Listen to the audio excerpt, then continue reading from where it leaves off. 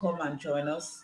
And I don't want to keep us waiting for too long before we begin. So I'm just going to go ahead to read guest speaker's profile so that we can jump right in. Of course, the replays are available, so um, they're always accessible to watch for anyone that doesn't come in early. Thank you so much. Thank you for coming. Let me appreciate you once again. I've said this about a million times already, but I'll keep saying it till the conference is over. What's a conference if there are nobody? If there's nobody to watch or there's nobody to listen, and it's been so impactful. It's been very emotional for me because I see people like when I take screenshots after each session, I am actually blown away because I mean the attendance is really very encouraging, and I'm so glad that you are walking this parenting journey intentionally. You know, like the last speaker said, we are not just leaving our children to find their path themselves, but we are actually engineering them to be on the path that God has called them to be. So I want to say a big thank you to everyone, every parent that has logged into any of the sessions. Big thank you to the speakers. They are not all here, but I just want to let you know that I'm very grateful. Thank you so much.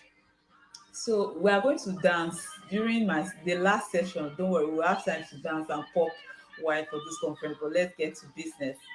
So Dr. Vivian Okoye. Okay, let me just reduce this. Please let me know if you can hear me.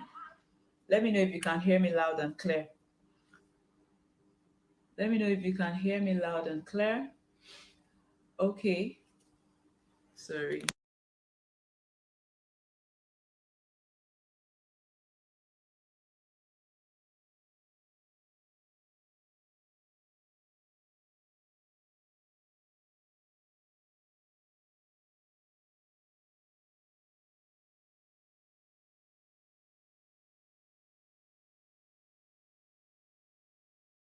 Okay, sorry. Okay, you can hear me clearly. Thank you very much.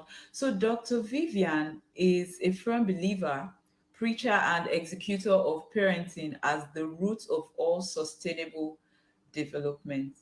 She's a doctor of optometry by training.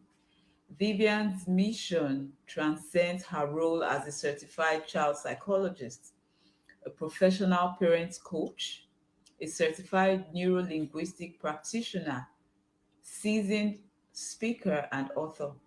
She's the founder of the Vivian Okoye Parenting Academy, Nigeria's first full-fledged online parenting school, where she provides parents, especially young parents, with the knowledge, skills, and strategies to raise wholesome, balanced, and responsible children in these modern times without losing their serenity and productivity. Vivian is also the convener of Parent Summit Africa, one of the largest parenting conferences in Africa. In the last 5 years, this annual summit convened and mentored thousands of African parents under the same roof, with thousands streaming online. The event is set up as a platform where parents can gather to have relevant parenting conversations, as well as dissect the contributions of parents, parenting, and the family unit in nation building and sustainable development. As the co creator of the One Parenting Plan Away experience, Vivian commits consistently to training and equipping parents to plan their parenting journey in a way that offers them the necessary skills and structures for raising wholesome kids whilst building the lives of their dreams. She also runs an online support community on the Facebook called the Conscious Parents Community with over 7,000 parents. Vivian has graced many stages and spoken ceaselessly on parenting and related topics. She has had multiple features on reputable media platforms like Channels, Television Nigeria, Christian Broadcasting Network, British Broadcasting Corporation News, Igbo, African Independent Television, Kaftan TV, Nigeria Info FM, Cool FM, just to mention a few. Her work has also been featured on the national daily newspapers like Guardian newspaper, Leadership newspaper, and Daily Trust. She's a feature columnist on the Guardian newspaper parenting column. For Vivian, investing in conscious parenting is our key to becoming better humans who change the world.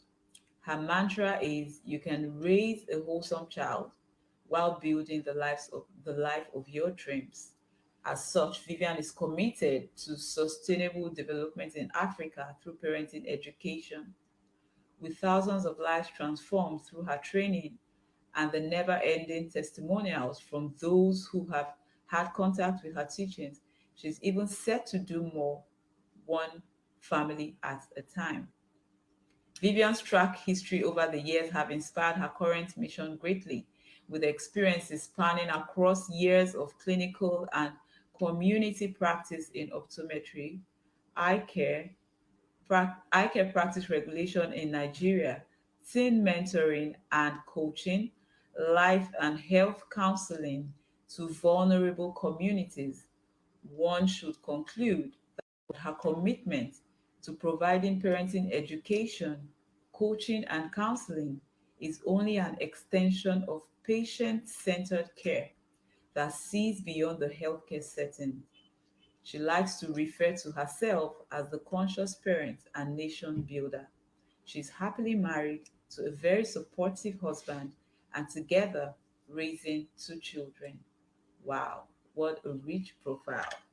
Thank you so much, Dr. Vivian, for agreeing to do this with us. To the viewers, you can see that she's qualified to talk this matter. To She's a conscious parenting coach. And wow, woo! Good Dr. Viv, evening. good Good evening. evening. I'm Good excited. evening, all the way from Abuja, Nigeria. Thank you Yes, so yes, much. yes, yes. Thank Thank you you so for much for joining us. having me. Thank you. And she Congratulations. just thank you so much. She just concluded her annual parent summit and it was a hit. She's doing a great job as well. Thank you. We thank God for this ministry that He has committed Yes, into our hands. Thank you yes. so Thank much, you. Dr. Vivian. So Thank you. the floor is yours. I've read your profile, but if you want to add to the introduction, No, it's your please. call, please. No, please. No, please. You said Okay. it all. Thank you so much. Thank you for having Okay. me. I'm super excited to be here and I hope to be as quick and direct as possible. Thank you. You've done amazing. I've been trying to catch up. I've not been Thank you able so to much. catch up, but I'm definitely going to catch up. It's been value back to back to back, and it's no mean feat. I can tell you that for free, right? It's no mean feat. Thank you. From We thank God experience. for grace. Yes, we thank God for grace. We thank God for the platform. We thank God for the ministry, and for everyone listening to God. me. I'm saying congratulations, and I'm saying you should give yourself a hug because for you to be here, that means you actually want to take your parenting journey seriously. You don't want to do it by default, right? And that is something to be proud of. That is something that your child will thank you for. And I'd like to go beyond saying thank you for showing up to also saying please implement the things that you are learning, because there are a lot of informations out there and we can get overwhelmed with having a lot of information. But if you can plan yourself and choose what to work on part time and then take this information and implement them right away, don't say I'll do that tomorrow, I'll do that next tomorrow. It will die away and you will continue with status quo. But keep implementing and keep measuring your progress, and keep going back and forth, and that is how you experience progress in this journey, and that is how it all comes together and it counts and you see it when we don't just do these things because we just want to talk, right? There are a lot of things. I was having a conversation with someone, and she mentioned that she does a lot of work offline, and that some of the things she sees offline, she can't even bring them online. And I can relate with that. You know, you see parents, you know, who have raised young adults, people in their 50s, their 60s, coming to you with a lot of regrets, with a lot of challenges. And then, you know, I'm there thinking, oh, but these young parents that are hearing this thing every day, and they feel like we're exaggerating, they feel like we're doing too much, oh, on our own too much. But then we don't want to hear these things, and then later in the future, you're like, had I known, God forbid, it wouldn't be Yeah. our portion. So you want to implement, you want to take these things seriously, you want to pay attention to your parenting, and you know, and I pray that at the end of the day, all our labor of love will be rewarded bountifully. We won't have any Amen. cause to cry or to regret about our Amen. children. Amen. So, Amen. Amen. well, let's dive right into the conversation. I had to put that out Okay. there. Thank you, Sandra, for the amazing work you're doing. Right. Thank So, we're you. talking about how to improve your child's behavior using connection, and this is very, very important because the foundation for parenting is relationship, and relationship thrives on the kind of bond and connection that you have built with a person, any kind of relationship, right? Be it romantic relationship, be it friendship, be it a parent-child relationship. If it's going to be strong, if there's going to be loyalty, if there's going to be a flow and an understanding, it depends on the kind of bond and the kind of connection that you have built with the person that you're having that relationship with. And when we talk about parenting, every parent wants a well-behaved child, right? If there is something that parents are constantly seeking to do, is to find ways to improve their child's behavior. Oh, my child is behaving this way, I want to make them better. I want them to behave better. I want them to stop doing this. I want them to start doing this, and all of that. And we do all we can to teach our children these things, but I believe that most times we're treating the things from the surface. If we can actually go under most of the behaviors that we see on the outside, like when you ask for what the definition of behavior is, the dictionary defines it as an expression of somebody to other people or to an event that is stimulated. So a behavior is stimulated by an event or by something, right? And is how a person expresses. But that is the external manifestation of what is going on, which is what has stimulated it. And I believe that if we can go under and build the right connection, most of the behavior problems that we have with our children will be solved, right? Somehow, because of this definition of what behavior is, we have developed a one size fits all, or kind of like a box of or a template of what good behavior is, right? But I believe that's an error, because I believe that when we talk about behavior, it's quite relative, because it has to do with the child in question, with the child that we're talking about. So I'm gonna explain this. So for instance, for a very expressive child who is vocal, who is in your face, who likes to talk, behavior improvement for that child would be trying to help them understand how to talk, when to talk, what to say, what not to say, right? But however, for a child who is very laid back, who cannot express themselves, don't speak up for themselves, who allow people to walk over them, behavior improvement for that child might be around helping them to learn how to express, how to be vocal. So that same thing that you're seeing as a behavior problem in the other child becomes your goal for behavior improvement for this other child, right? So for a child who is a people pleaser, who has the tendency of being easily influenced, behavior improvement starts to be around helping them to become more assertive, helping them to know how to defend themselves and how to make their own decisions and how to problem solve, right? So what am I trying to say? I'm just trying to say that when we talk about behavior and what behavior improvement should be, it's quite relative to the child that we are talking about in question. Yes, there are generals like, oh, don't lie, based on values, which is another thing, based on your family values and the values that you live by, which you should communicate with your child or to your child and to your family, right? Those are the generals. But when we come down to the nitty-gritty of what behavior is and what behavior improvement should be, it revolves around the personality of your child, the temperament of your child, who your child is. And this goes to show that you cannot even improve behavior if you don't know who your child is, right? You can't help somebody if you don't know where they need help. And you cannot know your child if you are not connected to them. So it's still that same cycle, right? So you must be connected so that you know who your child is. And when you know who your child is, when you understand who your child is, it gives you an inkling as to what their strengths are, what their weaknesses are, how they express. Behaviors manifest because you're connected, because you're present, because you can see things happening. And then you know where to help your child. You know how to plan your parenting. You know how to set your goals and the skills that you need to teach and how you can equip your child to improve on their behaviors, right?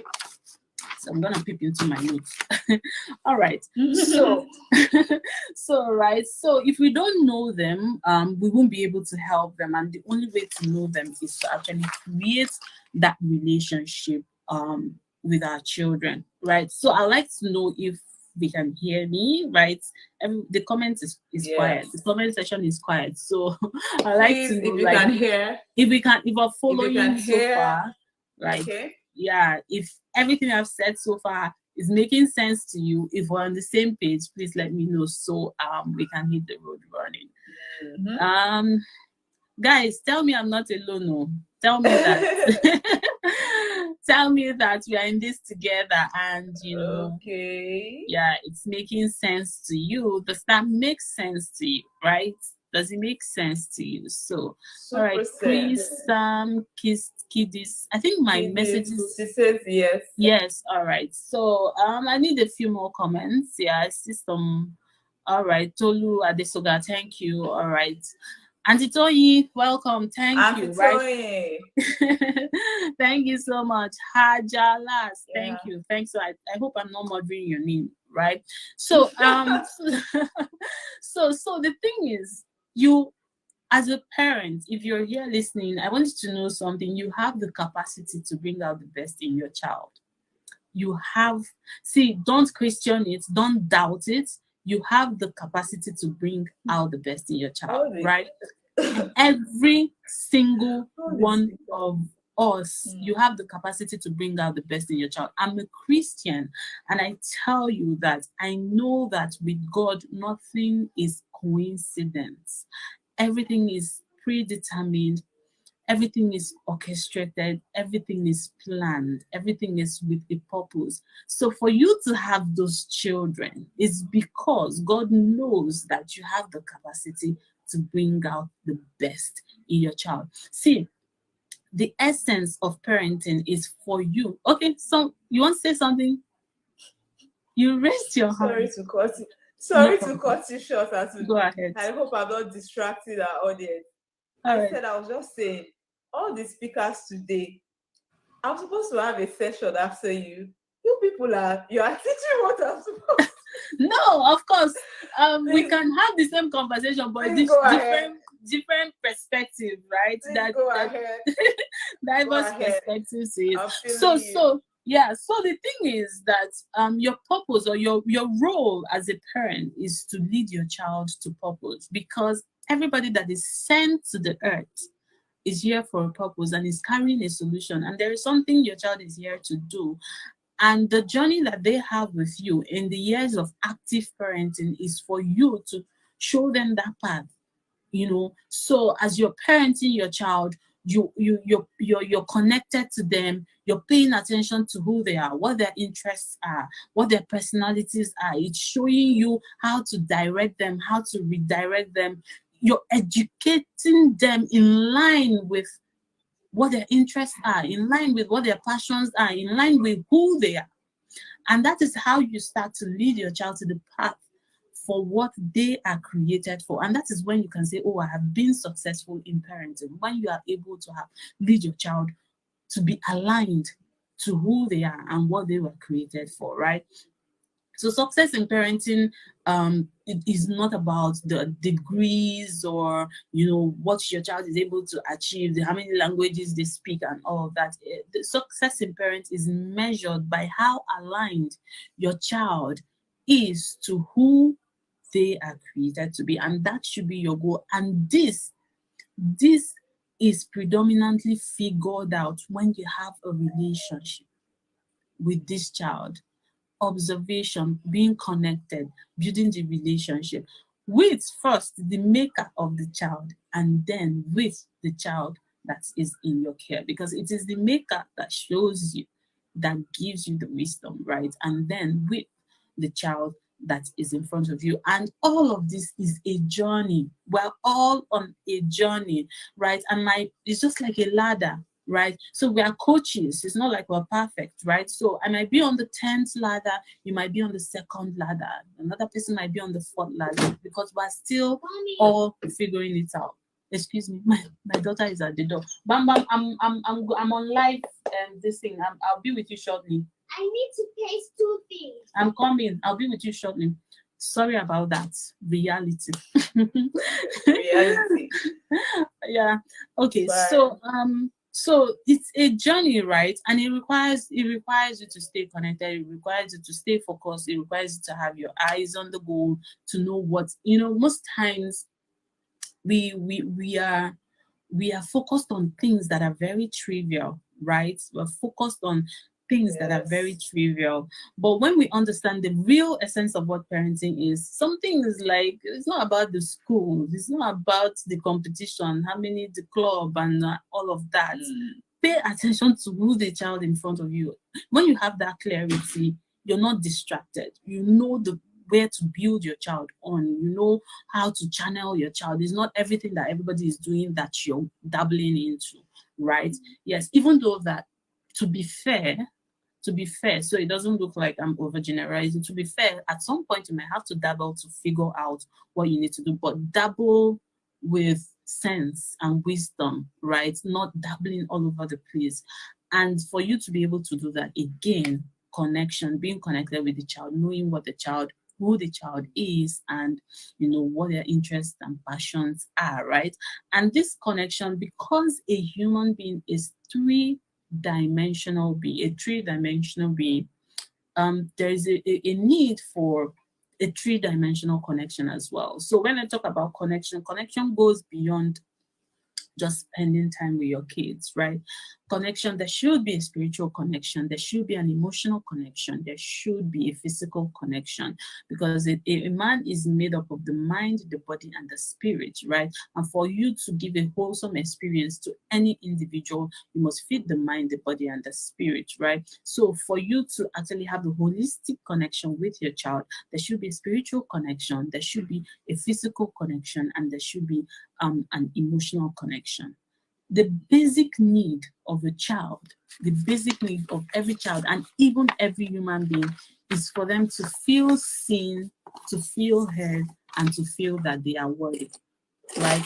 This is the basic need of every human being, especially children, because children come into the world looking up to us, looking at us for everything, looking at us for validation, looking at us for approval, right? So all they want and all they are seeking at every point in time is for us to make them feel seen, for us to hear their voice, and for us to make them feel like they're worthy. What does feeling seen mean to a child? It just means for you to acknowledge them, for you to be present with them, for you to give them attention. What does it mean to be felt, to feel heard? For you to hear their voice, hear their opinion, acknowledge their opinions, right? Give them an opportunity, a fair hearing. Most times we don't give children fair hearing, right? So we feel like we know, we preempt them, we feel like they don't know, we feel like they don't have sense, we're shushing them. We as adults, a lot of us were shushed, and we grew up not being able to speak up for ourselves, right? Even though we said, oh, we turned out all right, but you can't speak up for yourself. You can't speak up when someone is hurting you. You're afraid to have difficult conversations because you're afraid of judgment, you're afraid of being shushed. Those are traumas. As those are trauma responses, right? And we're doing the same thing to our children. We should be able to have difficult conversations with our children. We should be able to give our children a fair hearing chance in the home, no matter how foolish, no matter how stupid, no matter how bad, whatever it is that they're bringing is, that gives you the opportunity to hear and then to teach, right? So that's what it means for a child to feel heard. A child not feeling constantly shut down at, when they raise their voice, they're shut down. When they want to share something, they're shut down. When they share an opinion, it's swept under the carpet, it's not considered, right? And what does it mean to feel worthy? To affirm, to make a child know that they are enough, for just being them. They don't have to do something to be enough. They don't have to please you to be enough. They don't have to be a certain way to be enough. You're not constantly comparing them to other people. So why am I telling you these things? I'm telling you these things because when these needs are not met, it results to most of the behaviors problems that we see with our children. So when a child is not seen, they're going to seek your attention, most often with inappropriate behaviors, because they just want to seek your attention. Even the teenagers, right? You're always busy, always traveling, always, they don't see you. You see that they start keeping late nights, or they get into drugs because police is going to call you. They're going to get into trouble, and then you will then die your work that doesn't give you time for them. You will leave it and come and see them, and they find pleasure in that.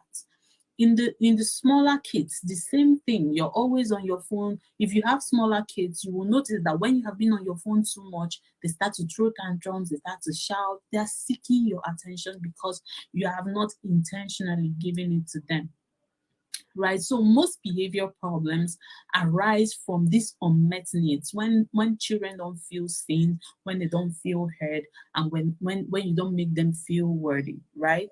So for instance, when children are not heard, when you're constantly shushing them, they stop speaking up, they stop telling you things, they start to lie, they start to hide details from you, right? You're wondering, why are my children lying? What are your reactions when they speak up, right? So when that need of being heard is not met, it results to its own variety of behavior problems. The same thing as when a child doesn't feel worthy, right? They have confidence issues, they have self-esteem issues, and people can express this in many different ways depending on their nature and their personality, right? So these are behavior expressions when these needs are not met. However, there are other behavioral expressions that might arise as a result of who your child is, that's their personality. So, for instance, a child who is a strong willed person might have the attitude of questioning you, right? And some of us see that as a behavioral problem, right? So, for instance, I have parents who come to me and say, my child doesn't do anything. I say, if I tell them to do something, they're always asking me why. But when you understand that this is who your child is, right? My child is a strong-willed person. They need reasons, because you can't just push them around. They need reasons to do things. That's why you tell them, get a cup. They're asking you, Mommy, why should I get the cup? What do you need the cup for? Some parents find it irritating because of our own upbringing and culture, and what we deem, what we consider respect as, right? So find it irritating and consider it a behavior problem. But this may not be a behavioral problem. But I'm mentioning it because, for some of us, that may be our struggles. But you have to understand that this is because of who your child is, right? And let me digress a little. Who your child is also important. I mentioned earlier that there are no mistakes, right? So the personality and your child's temperament and their who they are and how they were created is important for their own journey of life. So you don't want to break them with your parenting, right? So if you have a strong-willed child, you can shape them, you can work on their strengths and their weaknesses and teach them how to express themselves better, but you don't want to beat them to become a different person. Do you know why? Because those behaviors that are giving you problems now might just be behaviors that your child will need to navigate struggles in the future. So you don't want to break them and change their personality in their childhood in a way that when they now get into that future, when they need that personality again to navigate challenges, they are now struggling. You're setting them up for struggles in the future. A lot of us have missed opportunities in life because we couldn't speak up, we couldn't grab the opportunities because of the way we were raised. We were told, oh, you have to pick the smallest. Why would you go for the biggest? Why would you shut up? Don't talk when elders are talking. Then you grow up, you're not smart, you're not proactive, and then you in future you're struggling. Opportunities are coming, but you're not confident. You can't grab them because of the way you were raised. We don't want to do that to our children, right? So you want to pay attention to who your child is, and when they express behaviors that are unacceptable, you want to look at it from a perspective of strengths and weaknesses, right? So every personality has their own strengths and their weaknesses, and you work on, building on their strengths and teaching them skills to navigate their weaknesses. Again, you can't do this if you're not paying attention. You can't do this if you're not connected, if you don't have a relationship with your child, right?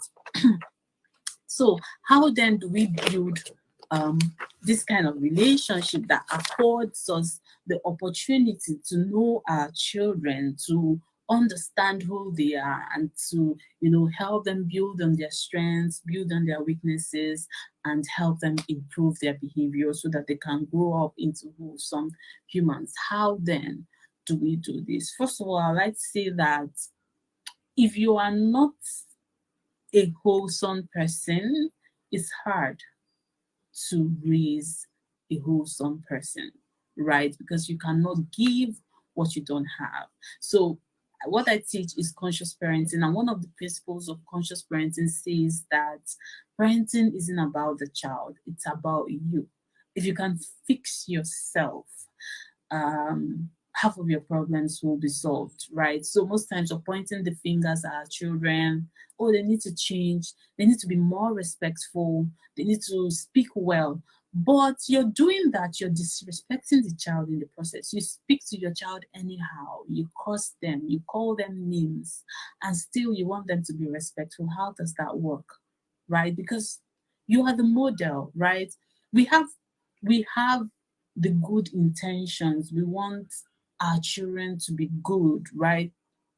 But sometimes, because of our unconscious and subconscious behaviors, the things that we are modeling for our children is in contrast or is contrary to the intentions that we have, right? So you want your child not to lie, right? But you lie on the phone, you're lying in their to their teacher, you're lying in front of them, and you're coming back and you say, oh, you don't have to lie, liars go to hell and all of that.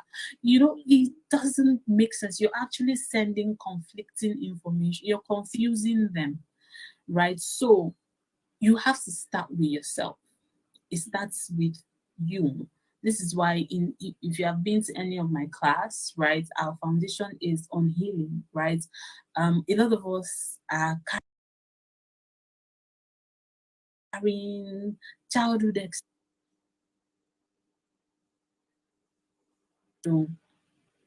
Can you guys still hear me? Yes. Okay, all right. So a lot of us are carrying childhood experiences, traumas that affects us unconsciously, right? It conflicts with our interests, it conflicts with our desires and our decisions. So a lot of us w- so let me put it this way. If you want to start the journey of healing, you have to grow your awareness, and you have to question yourself a lot, right? You have to keep on constantly asking yourself, why does this bother me? Why does this behavior bother me? Why did I respond like this to this behavior, right? So you want to pay attention to your responses.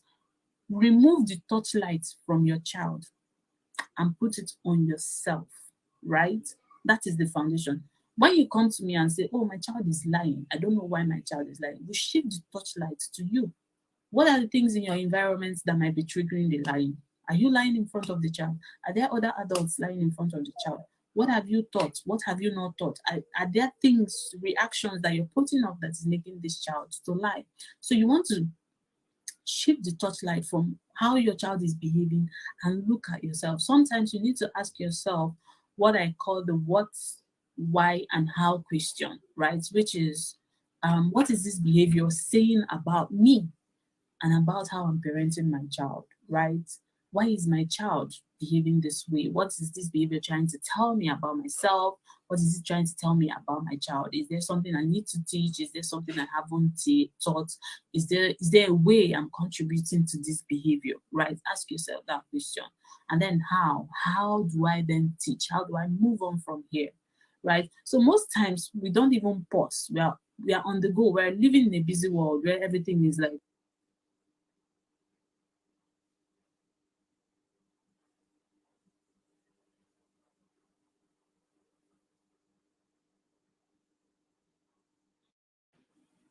We can all hear right, you so now. I lost my network.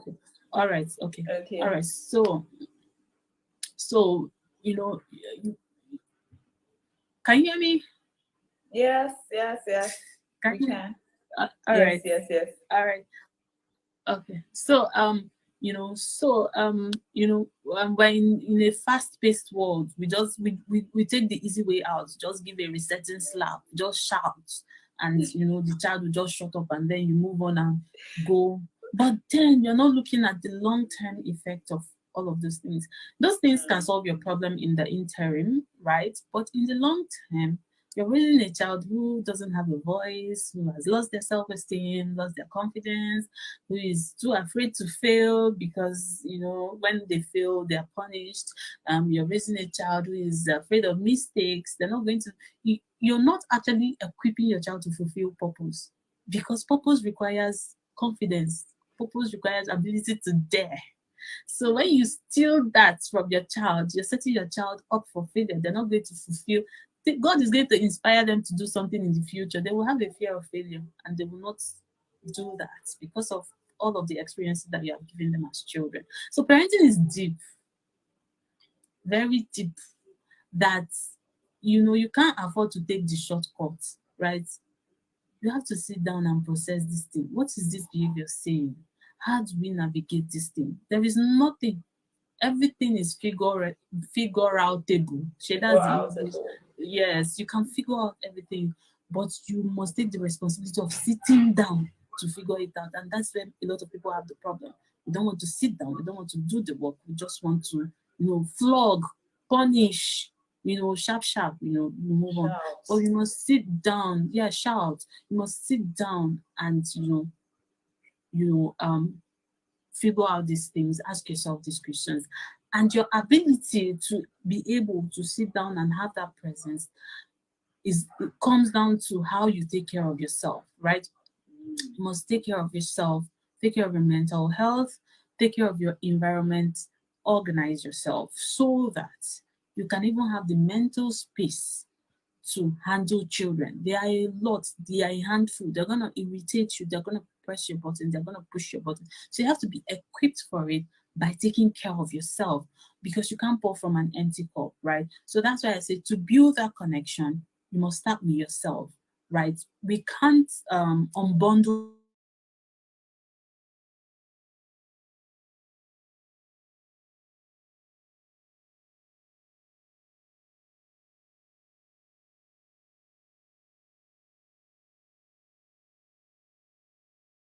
We can't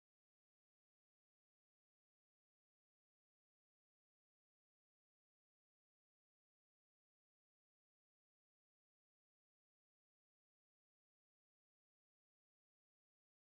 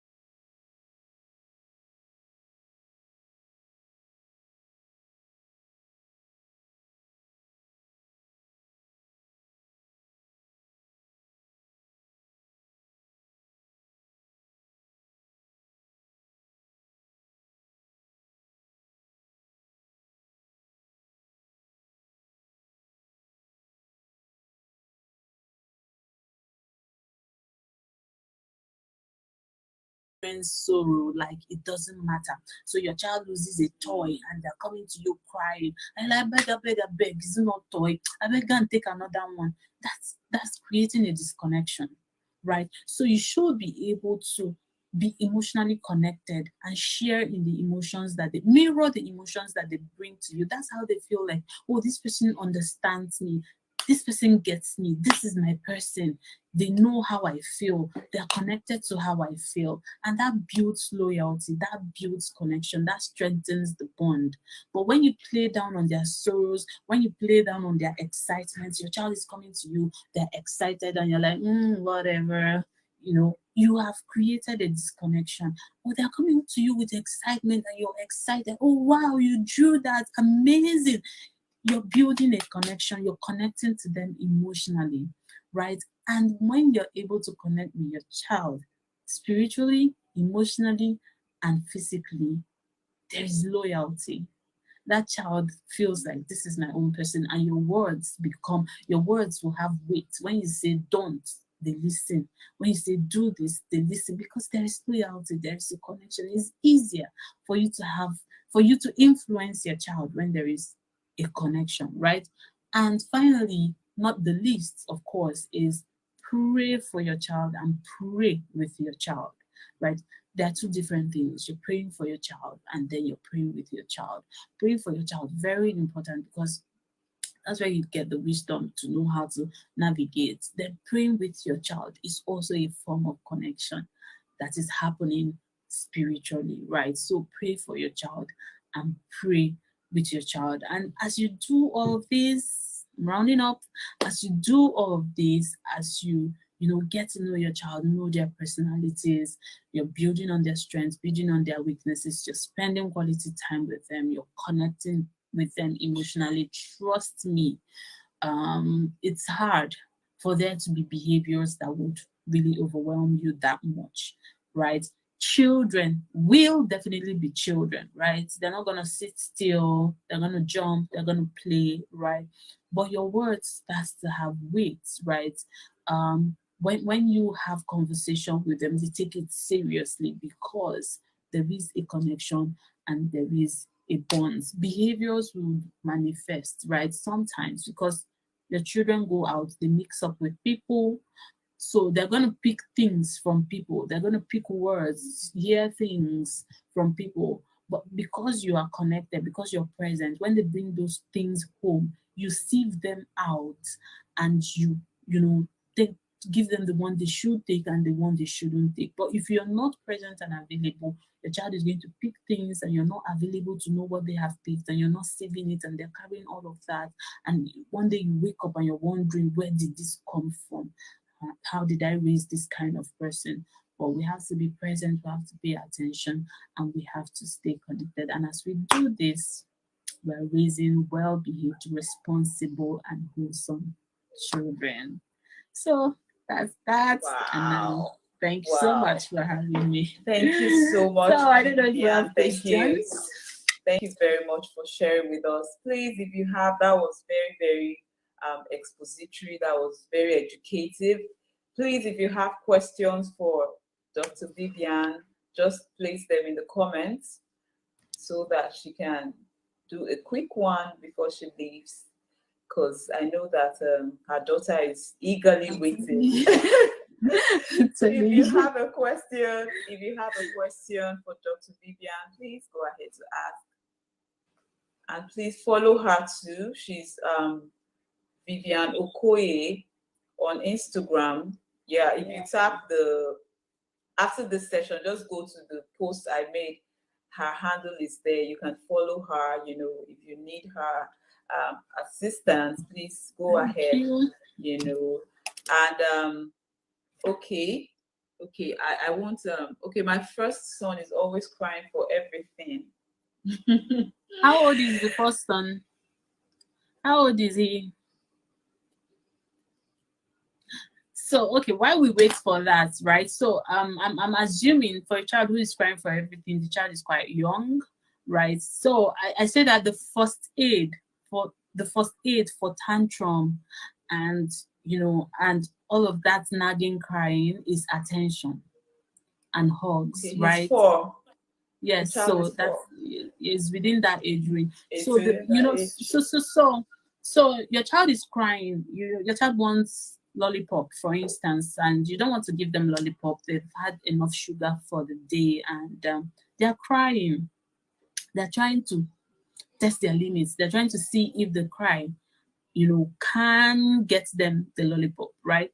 So it will be your undoing to give them the lollipop, because what you have done is, oh, when you cry, you can get what you want, right? So what do you do in that instance? In that instance, you need to give attention and have a conversation, right?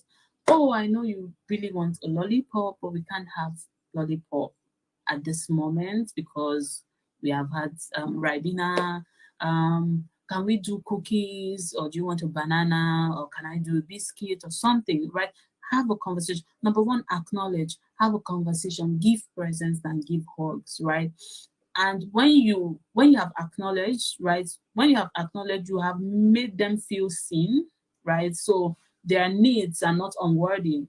You're not telling them that, oh, their needs don't matter, right? So you have made them feel seen. So you have met that need, right? You have made them feel heard because you listened to them and you had a conversation with them, and you offer them another choice, which is like, okay, I'm giving you something in place of what you're asking for, because I know that this really matters to you.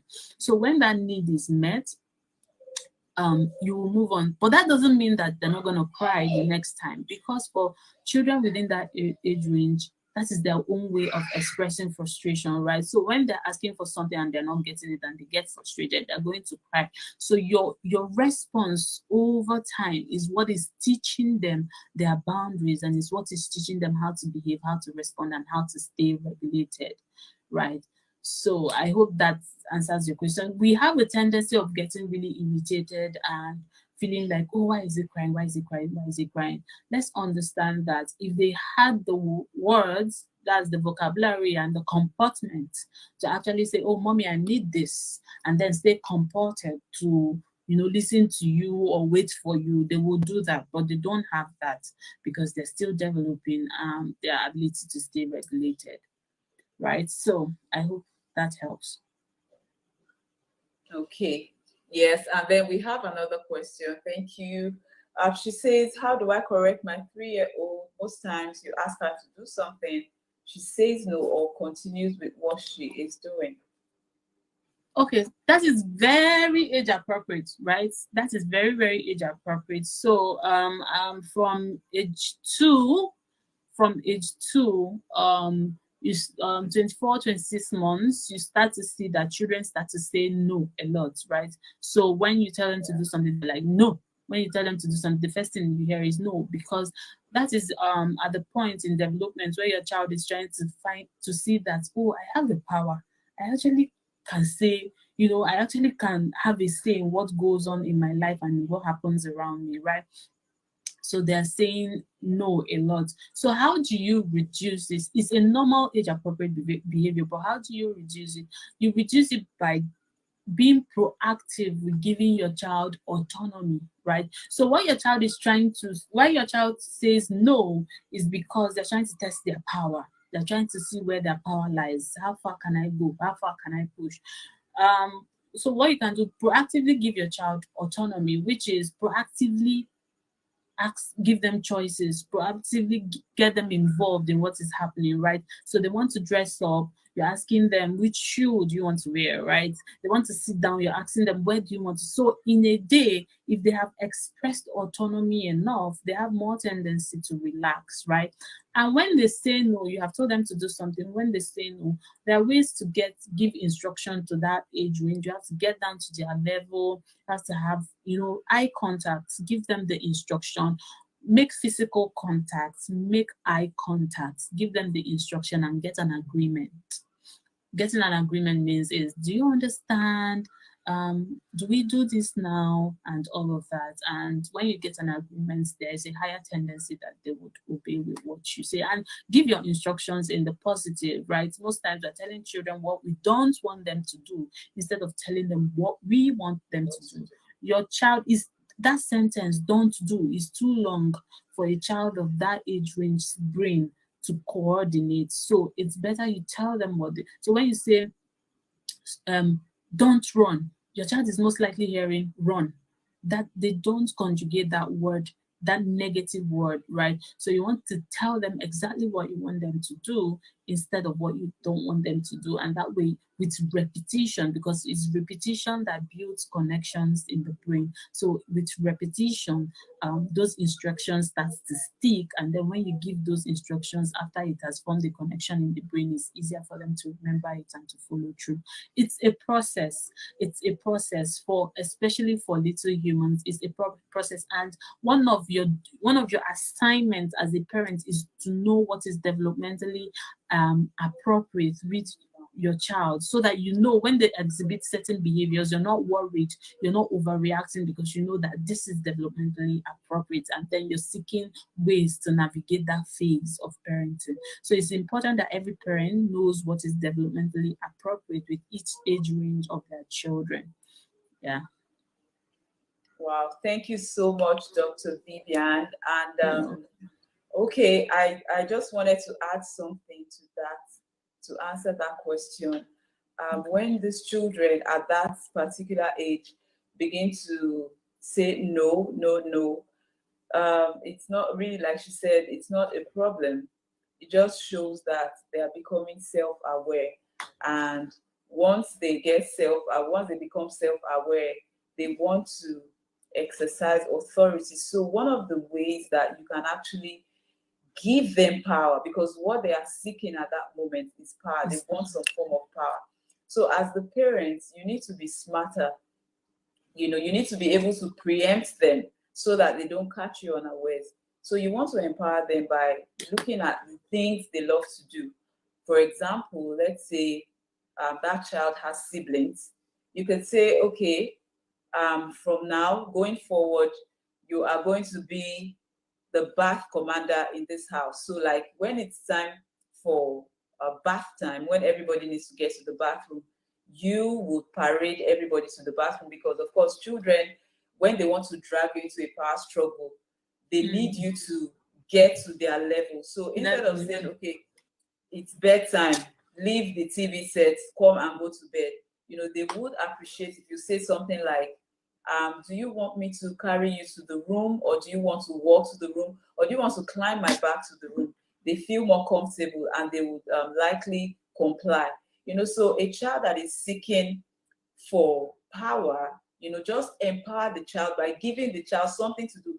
Once the child knows that, oh, I am contributing to the smooth running of this home, even if that child is 2 years old, you get a plant, maybe you plant a bean seed, and you say, okay, this plant is for you in this house. Be watering this plant, even as a 2-year-old, carry water, go and pour in that plant every day. You've succeeded in filling that power tank, so they are empowered and they feel like, oh, I'm doing something in this house. And you discover that with time, that habit of saying no, no, no begins to reduce. So just observe your child, look at the things that he loves to do, and use those things to empower him, as it relates to those situations where he or she would blatantly say no. Thank you so much, Dr. Vivian. I don't know if we have any other question. Thank you. I would like to release you because your children need you. I understand. Thank you. Thank you so much. Thank you so much for coming. It was Thank very, you for very having me. expository. Thank you so much for coming to share value with us. We appreciate you and we love you. Thank you so much for being a part of this conference. You so much. Thank you. Thank you. All right then. Bye-bye. Thank you. Bye. Bye. Okay, so thank you so much, dear parents, for staying with us for this session. If you got value from the session, I know you did. Let me see your reactions in the comments. Let me see your reactions in the comments. We have one more session for tonight, and that is, oh great, and that is the final session, for this conference. And we are coming back at 8 p.m. Yeah, it's 7:30 now. We're coming back at 8 p.m., to have the last session, stroke the final dance party. So please come back. Come back. I'll be talking about how you can um, unlock your child's potentials. I had to come in when Dr. Vivian was speaking, because I didn't come in because I was feeling bad that, oh, everybody's talking about what I wanted to say. No, but I had to say that because God is in our midst, like it or not. Every speaker in this conference has really, really confirmed, that whatever it is that you left, to come and attend this conference, oh my God, a serious visitation has been taking place here from day one. So I want you to know that God has you in mind. For being a partaker of this conference, God has you in mind. I mean, Apostle Ernest Paul, he was practically saying everything I had put in my notes, and then Dr. Vivian came and was saying the same things. I just want you to know that you are here for a time as this. It means that God has a plan for that child that he has committed into your care or into your custody.